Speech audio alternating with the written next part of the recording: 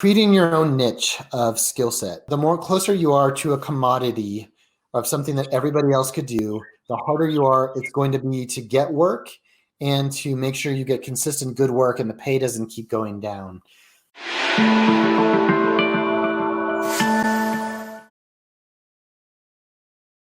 We are very happy to have Steve from Verblio, which is currently based in the United States.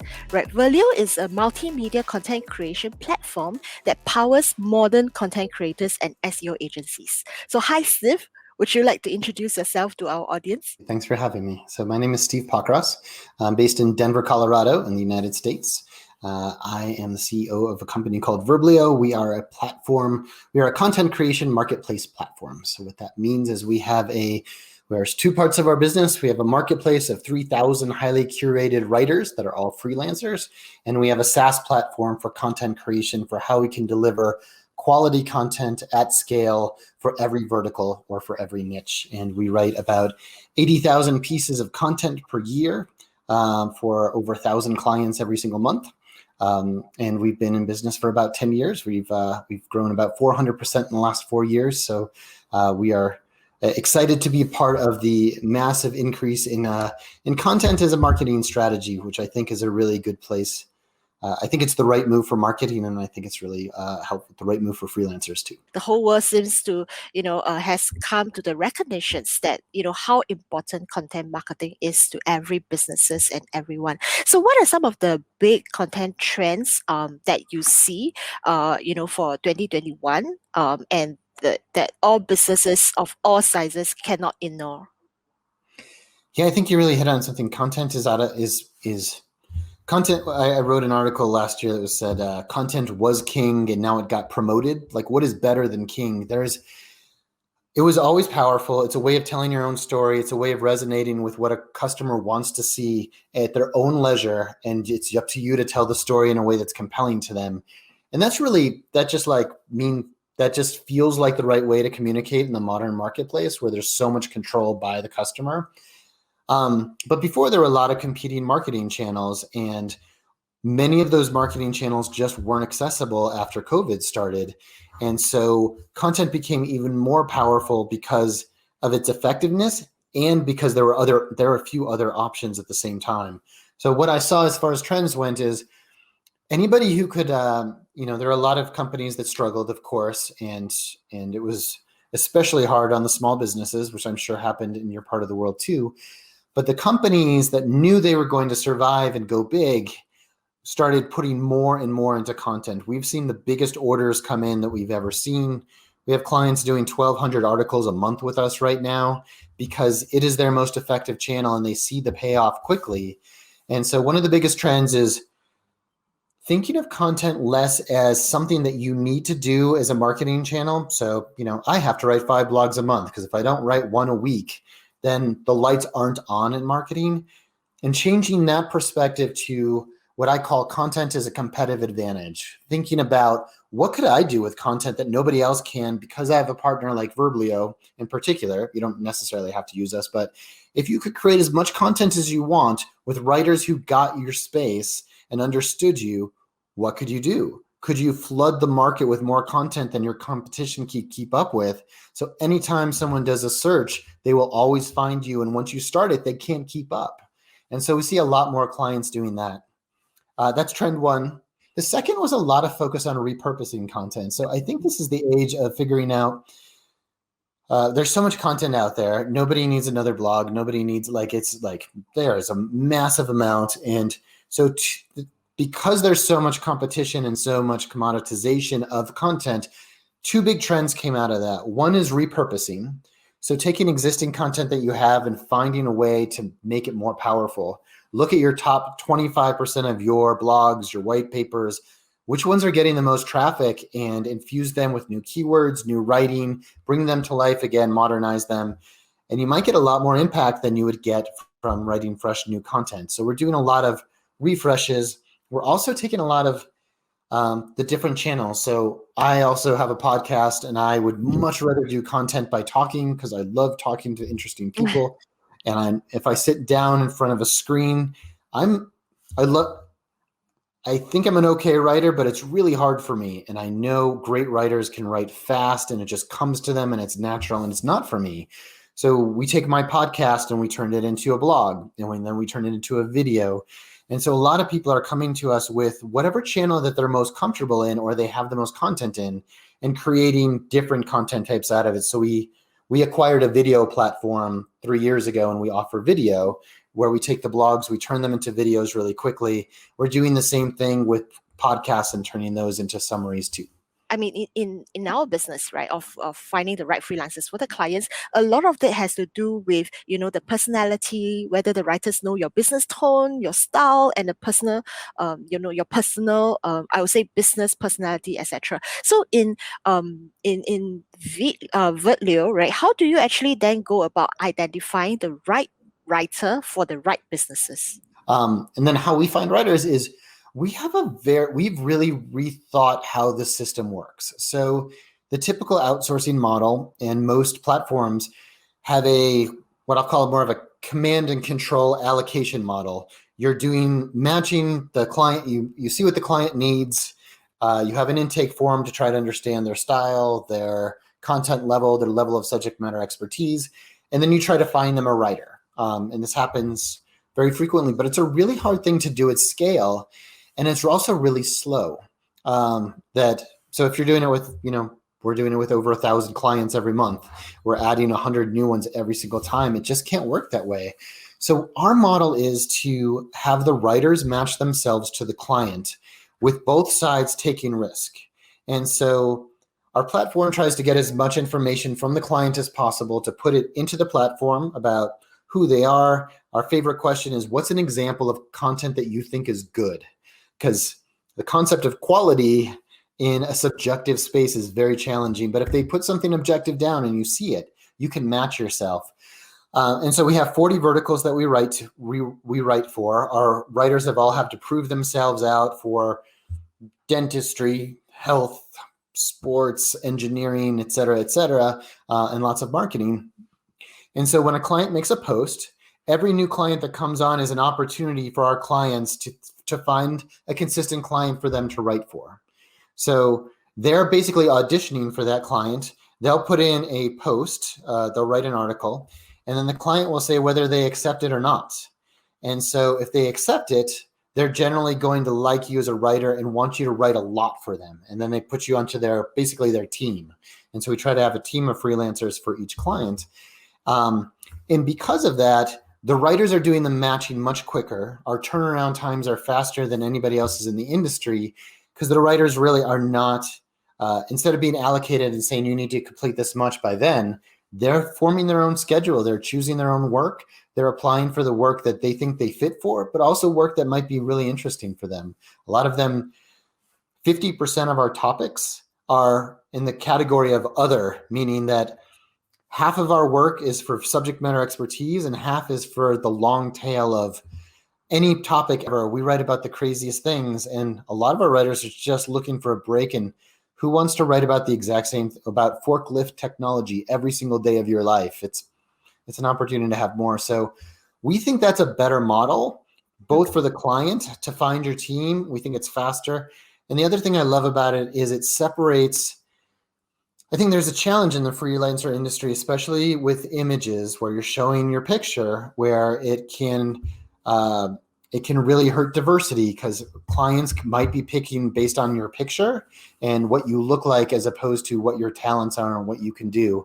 And when you're only showing your piece of writing, we think that's a more equitable system as well. Yeah, I think that's great, because I think at the end of the day, it's really the skill sets that matters, right? So in that sense, then how do you actually go about searching for the I would say the writers that you think is suitable for your clients? Do you go about looking for them, or do they actually come to you for the freelance writer? Yeah, this is so this is what I've seen over the last 17 years is getting talent to come to you if you have reasonably good paying opportunities. You're a fair system, you have a good culture, they know they can rely on you, and there's opportunities, is easy. The hardest part is to build it so there are those great opportunities for freelancers to go to. So Our job is more curating the talent. And so we think of that in a couple levels. The first is there's an objective piece of writing. Do you know your punctuation, your structure? And we have an objective writing test that about 4% of writers pass when they come to our site. So that does a lot of the work up front. And then the next question is, are our clients going to like these writers and going to like their work? And are the writers going to like working for us and for those clients? And so after that, they basically sort themselves out. If you're selling a lot of your content and you're finding a lot of clients, you're going to write a lot for Verblio. You're going to find this as a platform that's a home for you. We have a forum where the writers hang out and basically can send messages back and forth. It's like their workplace. And if people aren't accepting your work and you're just not matching yourself with a client, or it doesn't seem like the right fit for you, then they kind of self-select out. So this is just another example of thinking about a marketplace business as opposed to us commanding control of who's accepting work or not. And then, of course, we look at things like, if you get low ratings from a bunch of clients, but they still take your work, then we'll keep an eye on you. And if you're doing a lot of great work and people are accepting you, we'll try to put you into larger programs where you have more access to work. Right. Yeah. So in terms of where the freelancing landscape going beyond just the freelance writer, right? How is the I would say freelancing landscape that you see in the United States now and also going forward? Is it like a growing, exploding industries, or is it something like you think it has actually fairly reached its peak, right, in where the industry is supposed to be? Yeah, it's interesting. I'm going to break that down in a couple ways. So I started working in the freelancer marketplace world 17 years ago. It was just kind of starting, and I have watched it bloom. The first wave is very different from where we are now. So the first wave was a lot of commoditized labor, like Uber, like call center agents who are reading scripts, where it wasn't as important what your skill set was. So it was much more, can we find types of work where we can give to freelancers that are less focused on skill? And now, so I think the big wave is, they say that 50% of the US is going to have freelance jobs by 2030. Like, that's soon. That's an incredible trend, which means this is the way that people are going to work. And so I don't think it's stopping. I think what's going to change is it's going to be a lot of different nuanced types of skills. Like, so in our world, we have much more specialized writers. We have health writers, we have finance writers.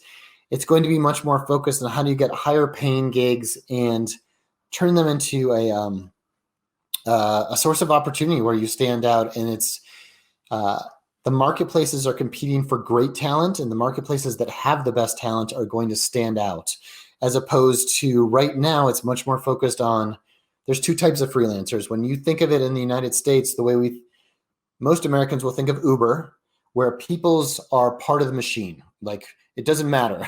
The car could drive itself and the human doesn't matter.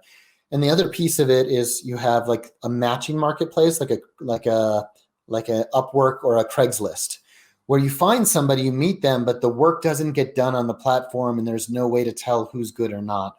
So I really think what we're part of Verblio is a wave of companies that have started and are only going to increase, of companies focusing on specific work types with much more skilled freelancers.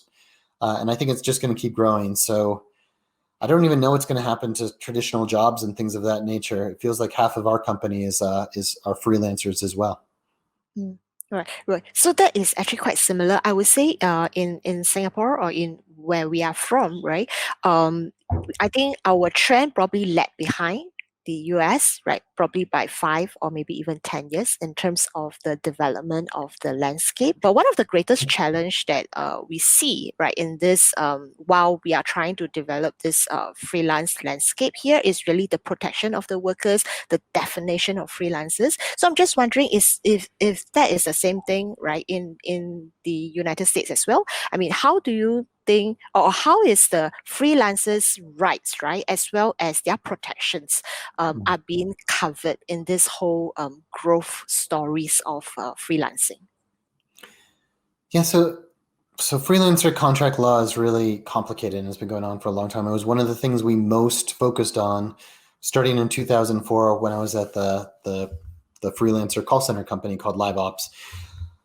There's a lot of questions to work out. I think, California just went through the most interesting law, which was basically the state of California wanted to impose regulation that said every Uber driver was an employee. And that has massive implications. Uber just doesn't work as a model, and most freelancers wouldn't. The reason the freelance models work is it better matches supply and demand. There's a certain amount of freelance labor when demand is high, you can match it with the right number of people. And I'll give an example from the call center world. So in call centers in the US, there's a law that basically is kind of like 8 hours is a normal workday. And if you go over that, there's like overtime pay, so you have to pay more. But generally, if you're hiring a call center agent, you have to hire them for 8 straight hours. But everybody only calls, the clients only want to call you as a company at lunchtime and right before dinner time. And so if you're a company, you want call center agents at lunch and dinner. You don't want them to just all sit around. So your choice is to have way too many people and have great service, and then you have too much cost, or way too few people and terrible service, but there's no answer unless you use something really clever like a marketplace solution. And so the law in California was overthrown by the voters. They didn't want the contractors to be seen as employees.